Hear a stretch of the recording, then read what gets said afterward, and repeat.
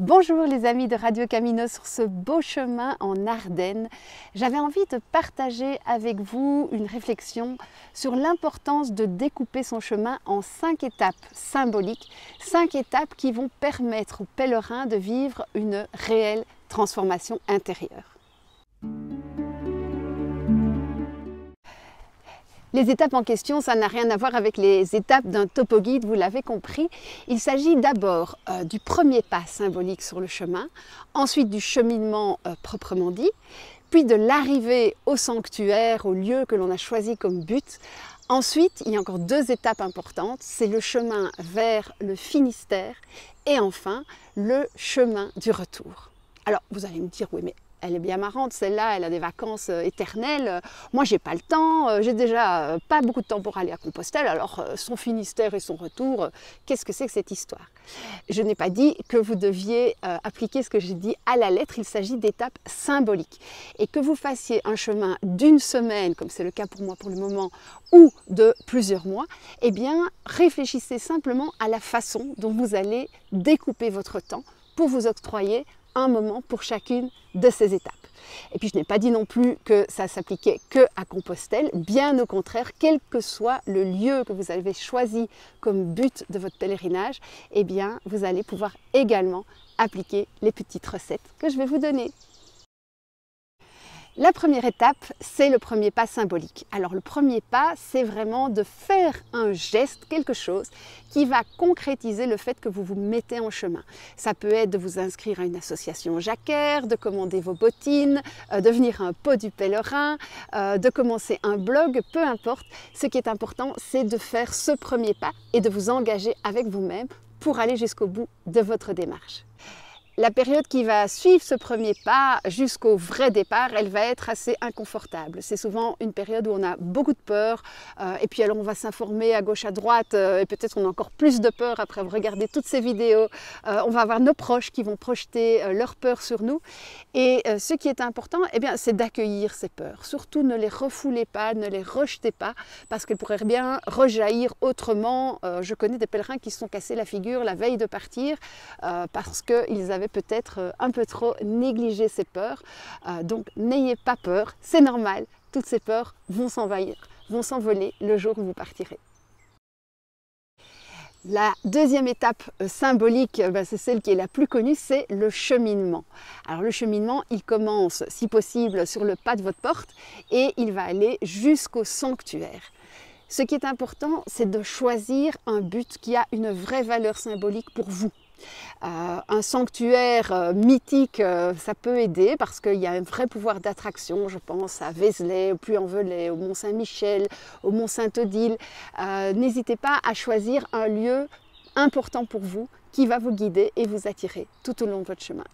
Dans cette deuxième étape, on va retrouver très souvent 3 phases. La première phase, c'est la phase du corps, la phase où on va commencer à avoir plein de petits soucis physiques, des ampoules, des crampes, toutes sortes de choses. Eh bien en fait, c'est simplement le corps qui nous dit de ralentir. Je vous promets que si vous arrivez à marcher dans votre rythme à vous, vous n'aurez pas de problème physique.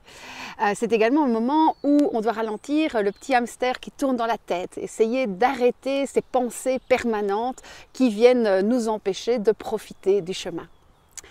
Après cette première phase du corps, il y a la phase du cœur. On va peut-être être dans un état émotionnel assez intense, on va pleurer, on va rire et c'est très bien parce que là on est en train de transformer, on a déjà enlevé quelques couches et puis on arrivera, je l'espère pour vous, à cette troisième phase qui est un peu la phase de l'âme.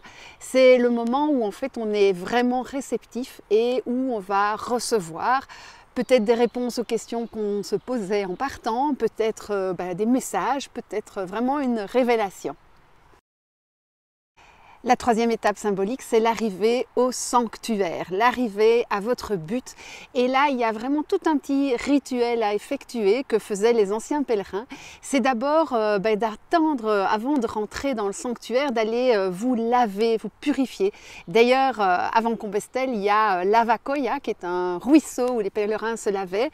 Vous allez retrouver le pré des pèlerins avant Vézelay, c'est pas par hasard. Donc, nettoyez-vous de tout ce que vous devez encore laisser, faites-vous beau, mettez vos beaux vêtements pour arriver tout frais, tout beau au sanctuaire et allez-y doucement, peut-être par des petits tours comme ça. Je pense à Rocamadour où on peut arriver tout en douceur en tournant autour de la montagne.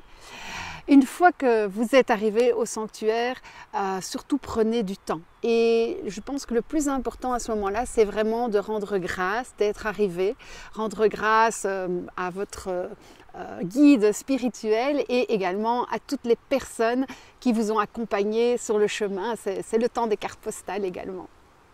Ne pas se précipiter dans un train ou vers le Finistère à ce moment-là, mais vraiment accepter aussi la tristesse du fait que le chemin, il est bientôt fini.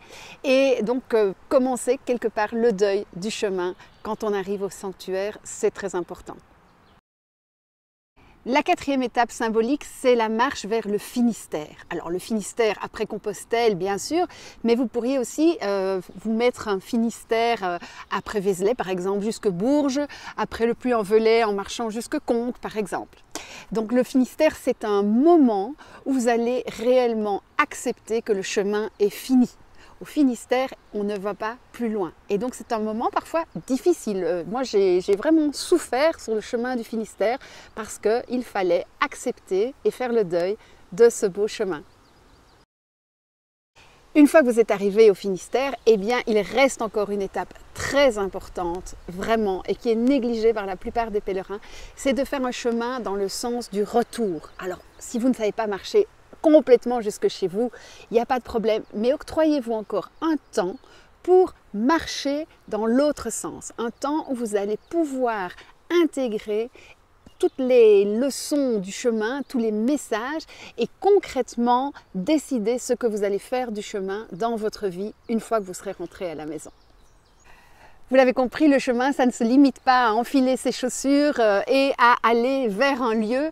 C'est toute une démarche et donc je vous invite à réfléchir à ça, que vous partiez une semaine, un mois ou plusieurs mois. Essayez de vous donner des temps dans votre chemin pour vivre ce découpage en 5 étapes symboliques.